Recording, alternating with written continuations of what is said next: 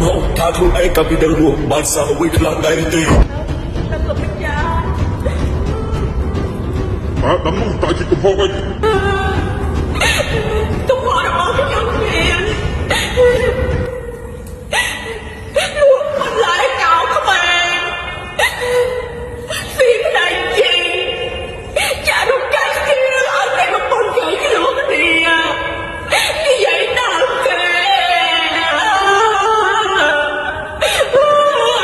ហូបទាំងនេះអ្នកឯងមានទូពន់យមកមកចាក់លោកដាក់ចុះផងជួយ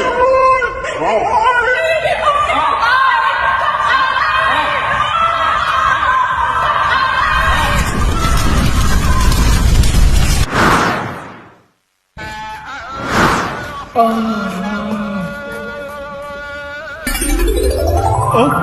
ដល់មកបាយល្មមអញ្ចឹងណាកូនខ្ញុំចេះនឹកនាណាមានសមមានបាយ